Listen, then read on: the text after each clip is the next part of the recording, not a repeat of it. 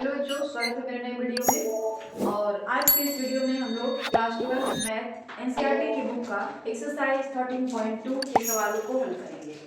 तो चलिए स्टार्ट करते हैं। एक्सरसाइज 13.2 और सवाल नंबर 12 नंबर सवाल है, एक पासे को 3 बार उछाला जाता है तो कम से कम एक बार विषम संख्या प्राप्त होने की प्रायिकता क्या है। ठीक है, तो हम सम संख्या प्राप्त करने की प्रायिकता निकाल ले, उसको एक में से घटा दें तो विषम संख्या निकालने की प्रायिकता हमको मिल जाएगी। ठीक है, तो चलिए स्टार्ट करते हैं। देखिए, एक पासे को उछालने पर प्रतिदर्श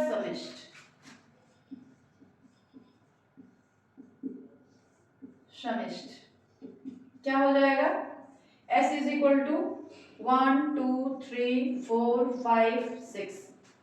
इसमें सम संख्याएं कितनी है, 2 4 6। तो पासे पर सम संख्या क्या हो जाएगी, 2 4 और 6। पासे को उछालने पर सम संख्या आने की प्रायिकता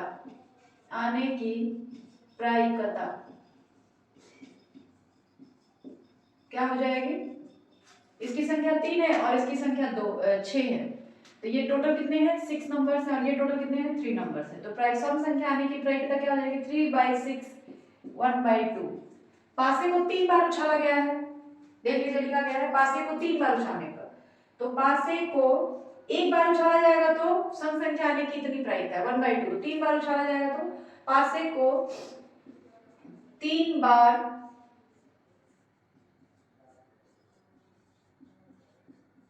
उछालने पर सम संख्या आने की प्रायिकता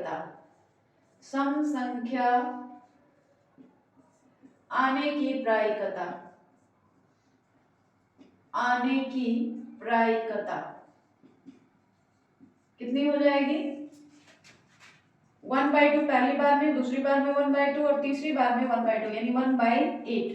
तो ये तो सम संख्या आने की प्रायिकता है। अब पासे को उछाला गया और सम संख्या नहीं आया, तब क्या आएगा, पासे को हम उछालेंगे सम संख्या नहीं आएगा तो विषम संख्या आएगा। ठीक है, तो हमसे ये पूछा गया है कि विषम संख्या आने की प्रायिकता क्या होगी। तो हम ये मान लें कि सम संख्या 9 आने की प्रायिकता कितनी होगी। तो सम संख्या 9 आए उसकी प्रायिकता निकाल दे तो हमारा आंसर आ जाएगा। सम संख्या नहीं आएगी तो विषम संख्या ही ना आएगी। तो सम संख्या आने की प्रायिकता है 1/8, तो 9 आने की प्रायिकता क्या होगी, इसको हम लोग 1 में से माइनस कर देंगे। ठीक है, तो लिखेंगे पासे पर विषम संख्या आने की प्रायिकता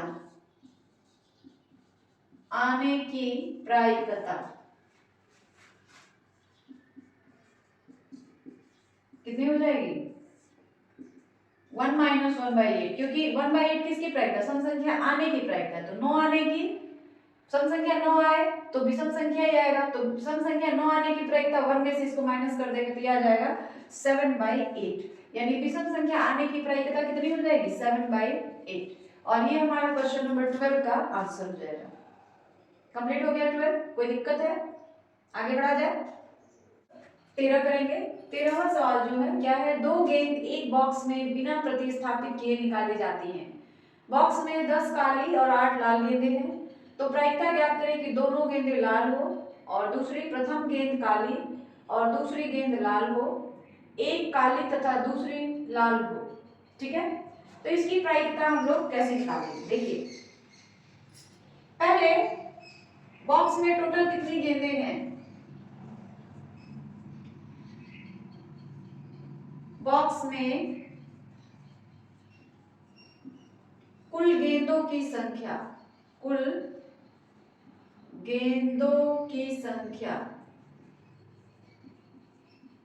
कितनी हो जाएगी, 10 + 8 यानी 18 गेंदें हो गई। टोटल बॉक्स में 18 गेंदें हैं, जिसमें काली गेंदें कितनी है, 10 है और रेड वाली कितनी है, 8। ठीक है। अब पहली क्या बात पूछी जा रही है कि दोनों गेंदें लाल हो, ठीक है। तो टोटल गेंद तो लाल की संख्या कितनी है, 8 है। तो प्रथम गेंद लाल हो, लाल होने की प्रायिकता, होने की प्रायिकता क्या हो जाएगी, टोटल लाल गेंदों की संख्या है 8 और पूरी बॉक्स में कितनी गेंदें हैं, 18। तो 8 में से एक गेंद निकालना है, तो 8/18 हम लोग लिख सकते हैं, ठीक है। दूसरी गेंद भी लाल हो, दूसरी गेंद लाल होने की प्रायिकता, होने की प्रायिकता क्या हो जाएगी, दूसरी गेंद। तो एक गेंद मान लीजिए आपने पहले गेंद निकाला वो लाल मिला, तो अब लाल गेंद कितने बचे, 7। और पूरे बॉक्स में पहले 18 गेंद हुए थे, एक आपने लाल निकाल लिया, तो अब कितनी गेंदें बच गई, 17। तो 7/17 हो गया, ठीक है। दोनों गेंद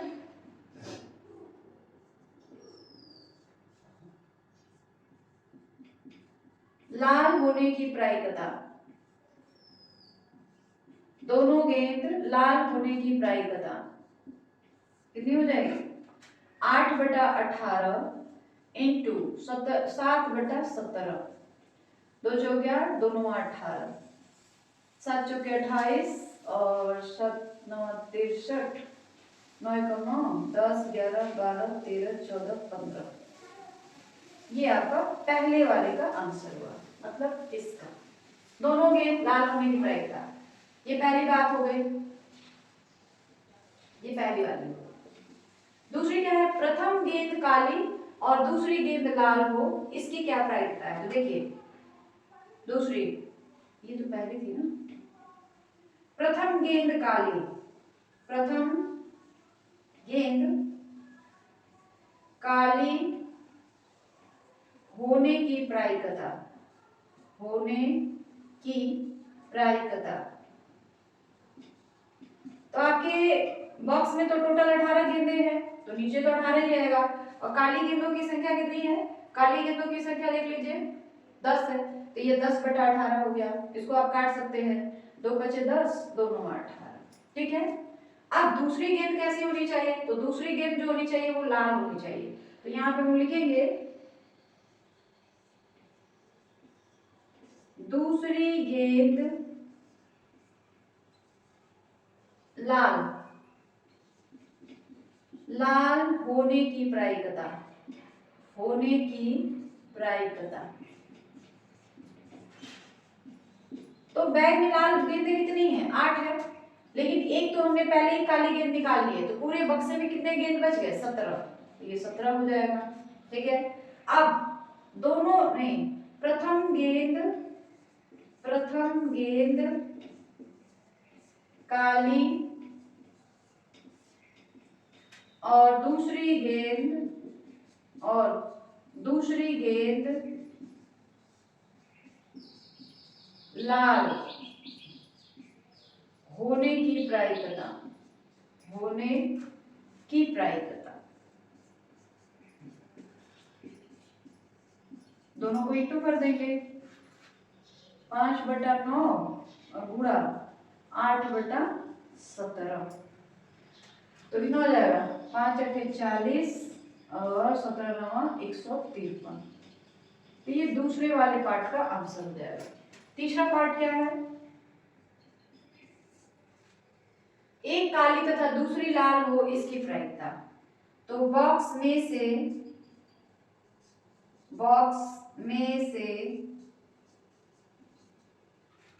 एक काली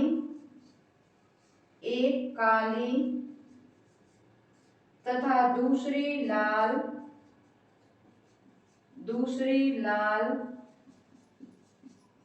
गेंद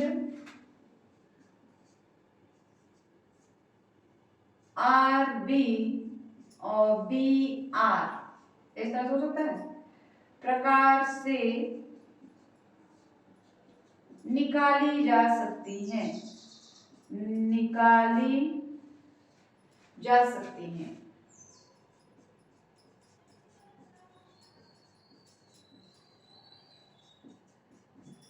ठीक है, तो इसकी कितनी प्रायिकता हो जाएगी? अतः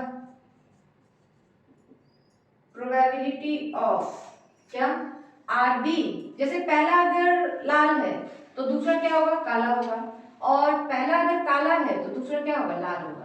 आर का मतलब लाल रेड और बी का मतलब ब्लैक यानी काला। अतः probability of R B plus B R, इसकी प्रायिकता, ठीक है। आर आर की संख्या कितनी है? मतलब गेंद लाल कितने हैं? 8 है, और टोटल गेंदों की संख्या 18 है, इंटू हो गया।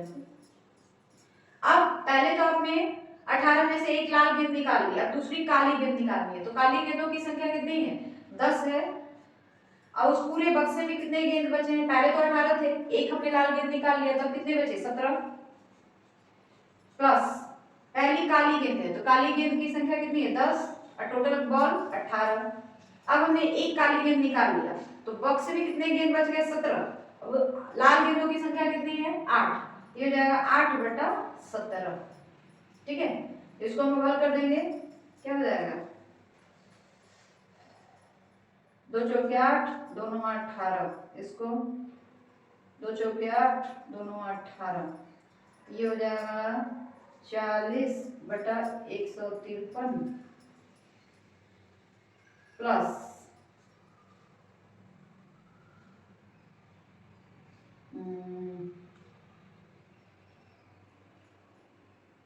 5 हुआ, 5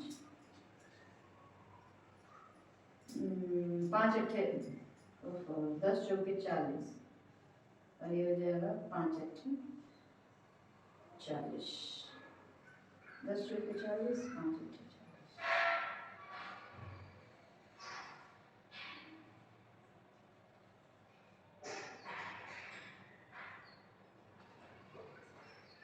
ठीक है,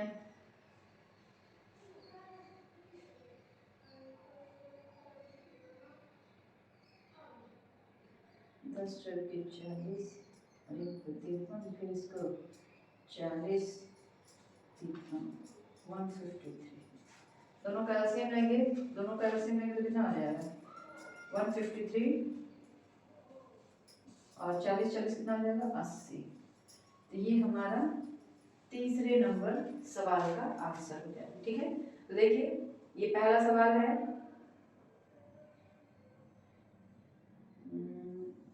ये तो पहले सवाल का आंसर हो गया, ये दूसरे सवाल का, यहाँ पे दूसरा है, और ये जो है तीसरा है। देख लीजिए, तो सवाल नंबर 13 कंप्लीट हो गया। 3 पार्ट उसमें दिए गए हैं, फर्स्ट, सेकंड और थर्ड।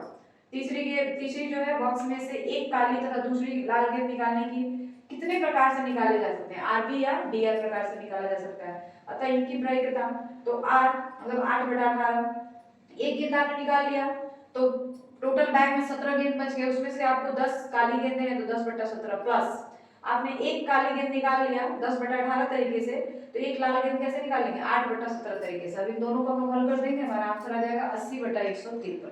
तो इस तरीके से हमारा क्वेश्चन नंबर 13 जो है वह भी कंप्लीट हो गया। कोई दिक्कत है? कोई दिक्कत नहीं है, आगे बढ़ा जाए। सवाल नंबर 14 को हल करेंगे। सवाल नंबर 14 है कि एक विशेष समस्या को ए और बी द्वारा स्वतंत्र रूप से हल करने की प्रायिकताएं क्रमशः 1/2 और 1/3 है। यदि दोनों स्वतंत्र रूप से समस्या हल करने का प्रयास करते हैं तो प्रायिकता ज्ञात करें कि समस्या हल हो जाती है या उनमें से कोई एक समस्या हल कर पाता है। देखिए सवाल ये है, ए और बी दो बच्चे हैं, उनको एक समस्या हल करने के लिए दी जाती है, तो दोनों समस्या हल कर ले उसकी प्रायिकता कितनी है? तो दोनों समस्या न हल कर पाए उसकी प्रायिकता कितनी होगी? तो पहले लिखेंगे ए द्वारा समस्या हल करने की प्रायिकता कितनी हो जाएगी? 1/2। ए द्वारा समस्या न हल कर पाने की, न हल करने की प्रायिकता कितनी कितनी हो जाएगी, 1 में से माइनस कर देंगे, 1 माइनस 1/2 यानी 1/2। ठीक है, ए समस्या हल कर लेगा, उसकी प्रायिकता भी 1/2, नहीं कर पाएगा उसकी भी प्रायिकता 1/2। बी द्वारा समस्या हल करने की प्रायिकता, हल करने की प्रायिकता कितनी हो जाएगी, दी गई है 1/3। तो न कर पाने की, बी द्वारा समस्या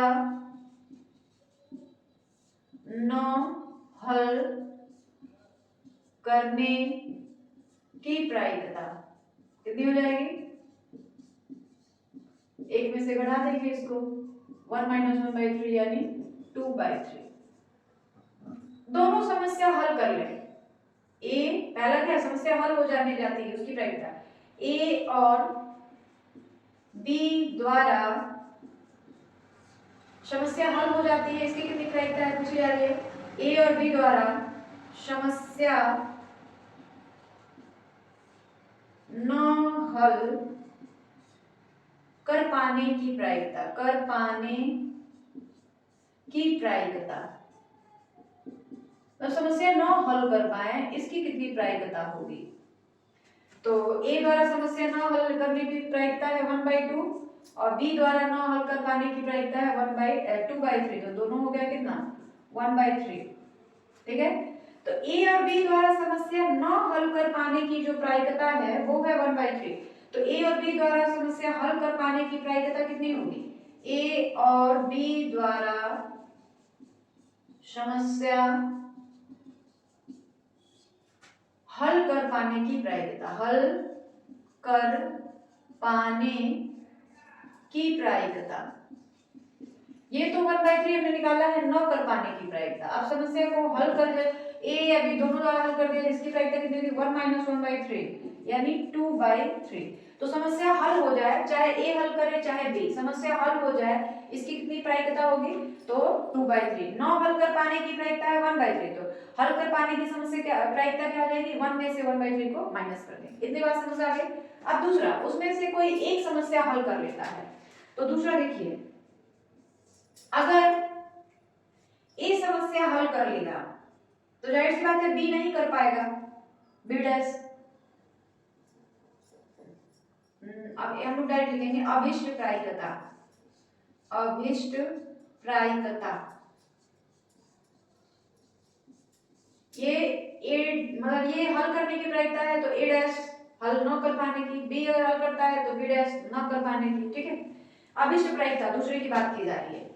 अगर ए समस्या हल कर लेता है तो जाहिर सी बात है बी उसको नहीं कर पाएगा, तो बी डैश लेंगे। ठीक है, प्लस समस्या चाहे ए हल करे चाहे बी हल करे, समस्या हल होनी चाहिए। ठीक है, तो ए अगर समस्या हल कर देता है तो बी नहीं कर पाएगा, प्लस अगर बी समस्या हल कर देता है तो ए नहीं कर पाएगा।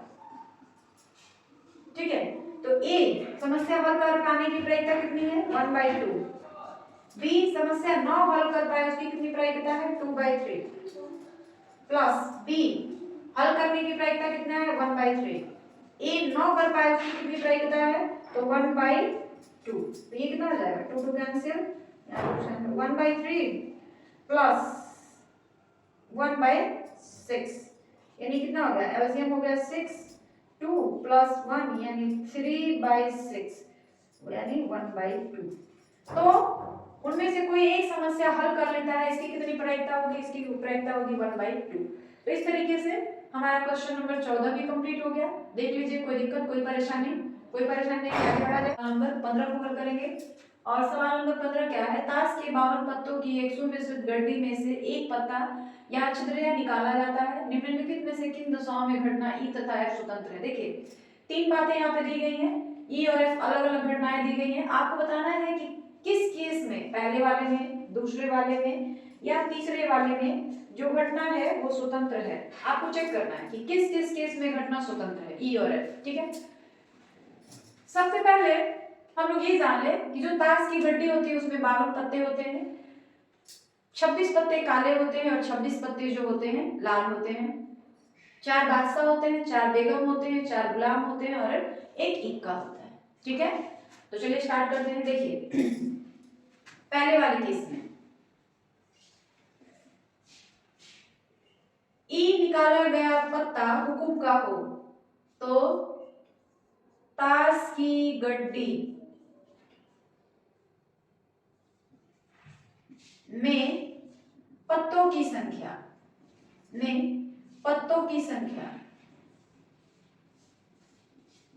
कितनी होती है? 52। हुकुम कितने होते हैं? हुकुम की संख्या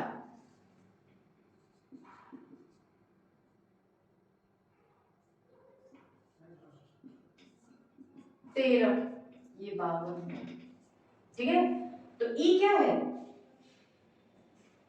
निकाला गया पत्ता हुकुम का हो तो 13 पत्ते निकालने हैं किसमें से? 52 में से। तो ई बराबर हो जाएगा, ये हम लोग डायरेक्ट लिखते हैं, पीई बराबर, ये ई क्या है? निकाला गया पत्ता जो हो वो हुकुम का हो, तो इसकी प्रायिकता कितनी हो जाएगी? 13/52 यानी 1/4। ठीक, उसके बाद एस क्या है? निकाला गया पत्ता इक्का हो। ठीक है, तो ताश की गड्डी में इक्कों की संख्या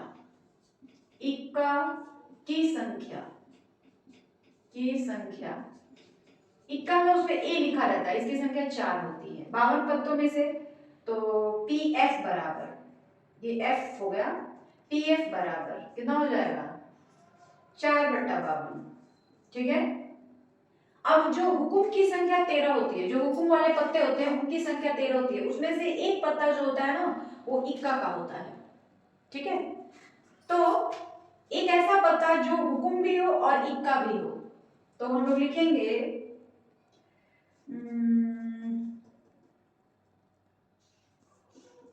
ताश की गड्डी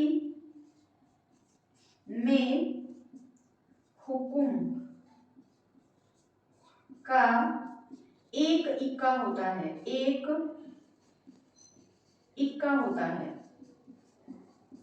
तो इसकी प्रायिकता कितनी हो जाएगी? यानी पी ई इंटरसेक्शन एफ, जो हुकुम भी हो और इक्का भी हो। तो हुकुम की जो पत्तियां होती हैं, मतलब पत्ते होते हैं, वो 13 होते हैं और उसमें एक इक्का होता है, यानी एक ऐसा पत्ता जो हुकुम का भी पत्ता हो और इक्का भी हो, उसकी संख्या 1 है। तो P उसको हम लोग कहेंगे ई इंटरसेक्शन एफ, इसकी संख्या हो जाएगी 1/52। ठीक है, अब ये पीई हो गया, ये पीएफ हो गया और ये पीई इंटरसेक्शन एफ हो गया। तो अगर स्वतंत्र घटनाएं हैं तो पी ई इंटरसेक्शन एफ किसके बराबर होना चाहिए? P E into P F के बराबर होना चाहिए। तो इसकी संख्या तो 1/52 आ गई और इसकी संख्या पीई का मान 1/4, पीएफ का मान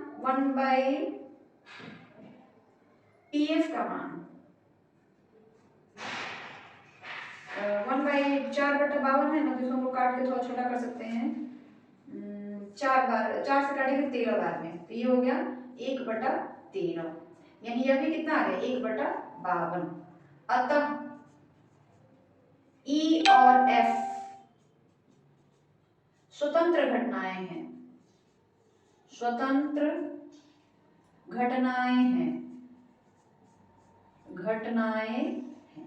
पहले वाले केस में दोनों घटनाएं क्या हैं? स्वतंत्र हैं। अब दूसरे केस की बात करते हैं। ई निकाला गया पत्ता काले रंग का हो, दूसरा ई पत्ता काले रंग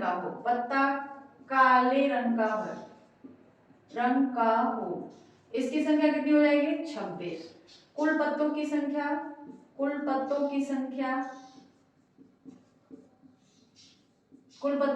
क्या हो जाएगी? 52।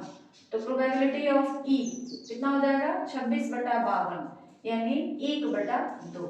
ठीक है, एफ क्या है? निकाला गया पत्ता एक बादशाह हो, 52 पत्तों में बादशाह की संख्या 4 होती है। ठीक है, तो एफ को हम लोग क्या लिखेंगे? एफ निकाला गया पत्ता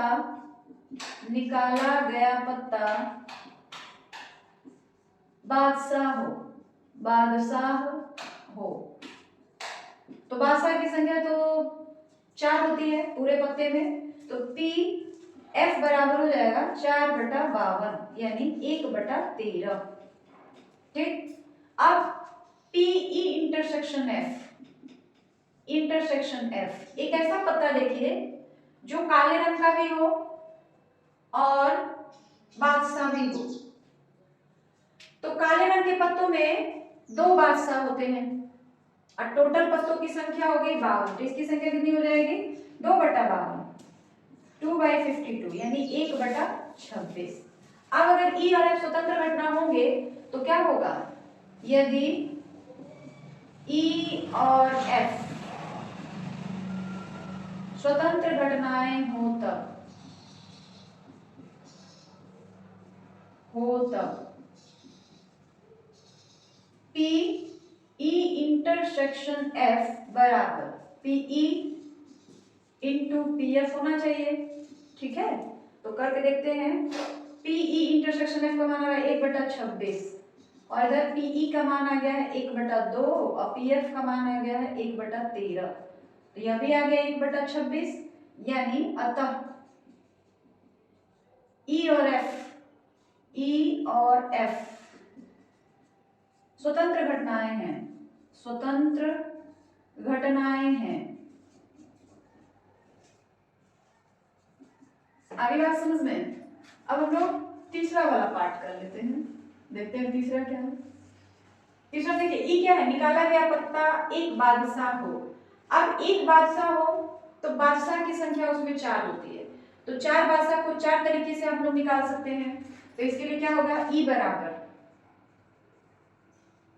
निकाला गया पत्ता एक बादशाह हो, ई बराबर निकाला गया पत्ता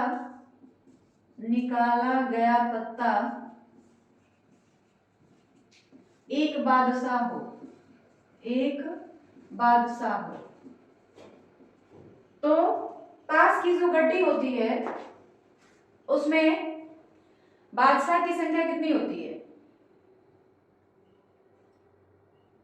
8। टोटल जो बादशाह होते हैं वो 8 होते हैं। ठीक है, टोटल बादशाह की संख्या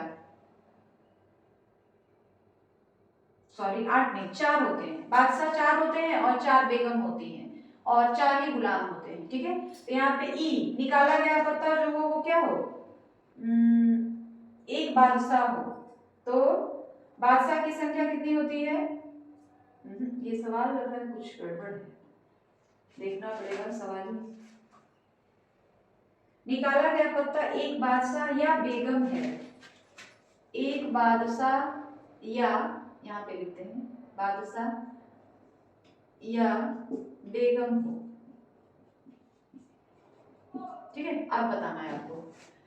तो ई निकाला गया पत्ता एक बादशाह या एक बेगम हो, तो 4 बादशाह होते हैं, पूरे 52 ताश की जो पत्ती होती है उसमें 4 बादशाह होते हैं, 4 बेगम होते हैं और 4 गुलाम होते हैं। ठीक है, जिनको हम लोग फेस कार्ड बोलते हैं। तो एक बादशाह हो या बेगम हो, तो बादशाह और बेगम की कुल संख्या हो गई 8। निकाला गया पत्ता एक बादशाह हो या बेगम हो, तो पीई इसकी संख्या 8 होती है, तो पीई बराबर कितना हो जाएगा 8/52 यानी 13/9, 2/13। ठीक है, अब एफ क्या है, एफ निकाला गया पत्ता एक बेगम या गुलाम हो, तो बेगम भी 4 होते हैं, गुलाम भी 4 होते हैं, यानी टोटल पत्तों की संख्या कितनी हो गई 8। तो पीएफ निकाला गया पत्ता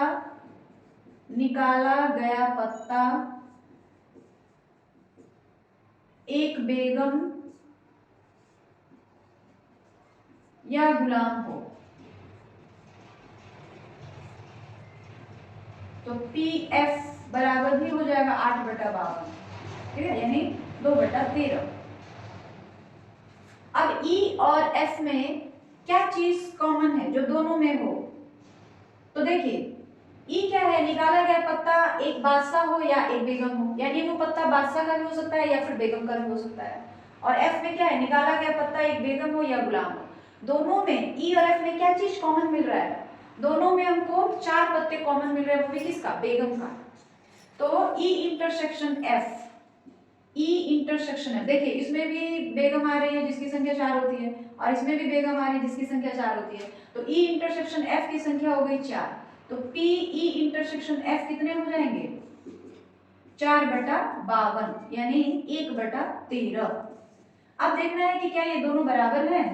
पी ई इंटरसेक्शन एफ बराबर P F P E into P F.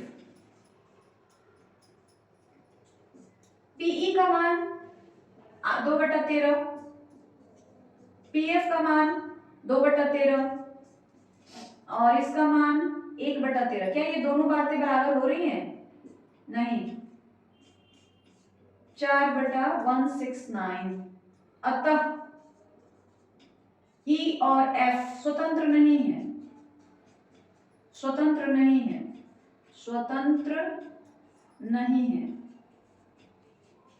आगे बात समझ में? यदि घटनाएं स्वतंत्र होती हैं तो पीई इंटरसेक्शन एफ का मान पीई इंटू पीएफ के बराबर आना चाहिए, जो कि नहीं आ रहा है। अतः ये स्वतंत्र घटनाएं नहीं है। पहले दोनों ही केस में घटनाएं जो है स्वतंत्र है, क्योंकि इसका मान जो आ रहा है बराबर। देखिए यहाँ पे भी दोनों का मान बराबर आ रहा है और यहाँ पर भी दोनों का मान बराबर आ रहा है, लेकिन यहाँ पे दोनों का मान बराबर नहीं आ रहा है, इसलिए घटनाएं स्वतंत्र नहीं है। तो इस तरीके से सवाल नंबर 15 जो है आपका कंप्लीट हो गया। कोई दिक्कत, कोई परेशानी नहीं है, आगे बढ़ा जाए। तो सवाल नंबर 16 हल करेंगे और 16 जो है एक्सरसाइज 13.2 का सबसे लास्ट क्वेश्चन है, ठीक है। तो चलिए स्टार्ट करते हैं। सवाल नंबर 16 क्या है? एक छात्रावास में 60% विद्यार्थी हिंदी का, 40% विद्यार्थी अंग्रेजी का और 20% विद्यार्थी दोनों अखबार पढ़ते हैं। एक छात्रावास को यादृच्छिक चुना जाता है। तो पहला, प्रायिकता ज्ञात कीजिए कि वह ना तो हिंदी और ना ही अंग्रेजी अखबार पढ़ती है। दूसरा, यदि वह हिंदी का अखबार पढ़ती है तो उसके अंग्रेजी का अखबार भी पढ़ने वाली होने की प्रायिकता। और तीसरा, तो सबसे पहले हम लोग क्या करेंगे कि ए नंबर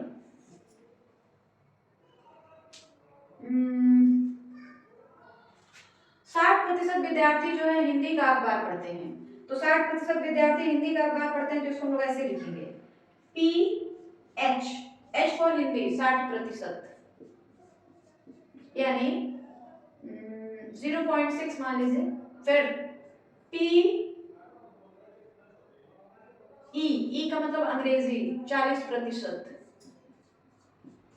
0.4 दोनों, यानी पी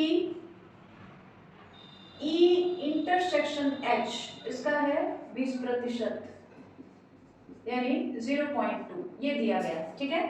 अब पहला दिया है, ये सारी चीजें दी गई हैं, आंसर है ये, यहां से आंसर शुरू करिए।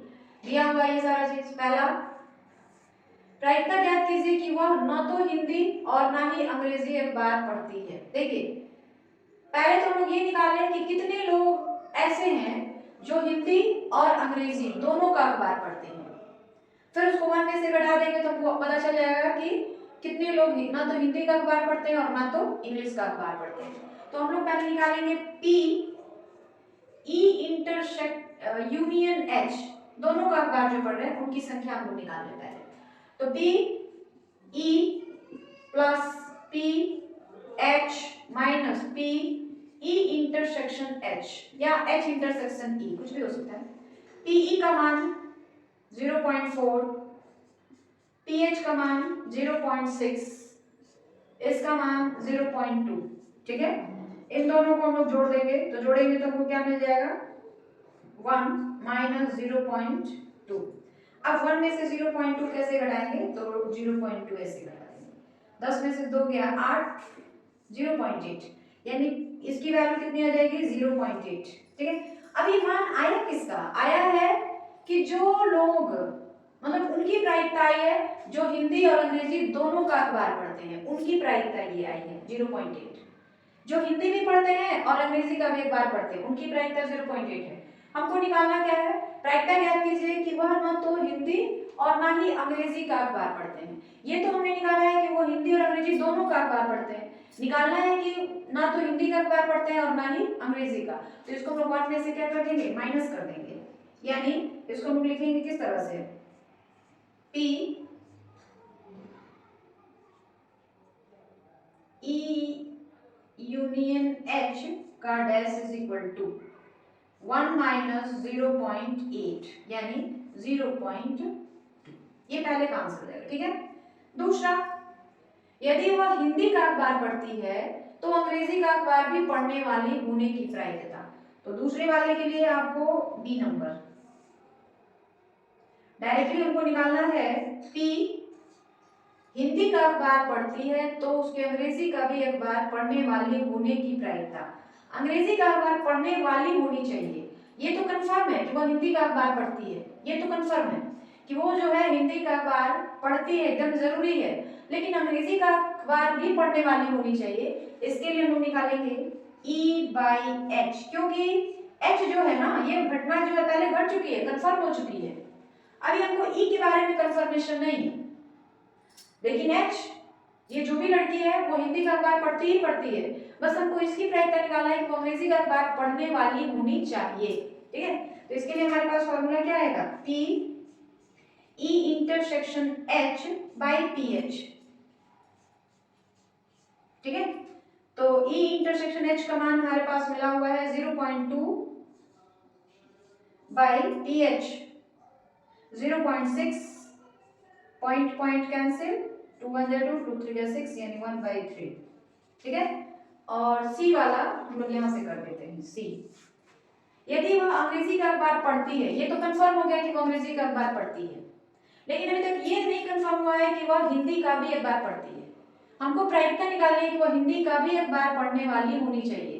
तो ये अंग्रेजी का अखबार पढ़ चुकी है, पढ़ती है, वो कंफर्म है, तो हमको निकालना है P H by E। E confirm है लेकिन H कंफर्म नहीं है, तो इसके लिए फॉर्मूला क्या होगा, P H intersection E by PE। इसका मान हमारे को पता है 0.2 और PE का मान 0.4, पॉइंट कैंसिल, 1/2। ये आपका C वाले पार्ट का, तो ये A हो गया, ये B हो गया और यह जो है C हो गया। तो इस तरीके से आपका जो एक्सरसाइज 13.2 है वो कंप्लीट हो चुका है और आपको बस एक ही एक्सरसाइज और रह गया है 13.3 जो हम लोग कल पढ़ेंगे। और आज के वीडियो में बस इतना ही। वीडियो के लास्ट में मैं यही कहना चाहती हूँ कि अगर आपको हमारे वीडियोज अच्छे लगते हैं तो प्लीज हमारे वीडियो को ज्यादा से ज्यादा लाइक, सब्सक्राइब और शेयर करें।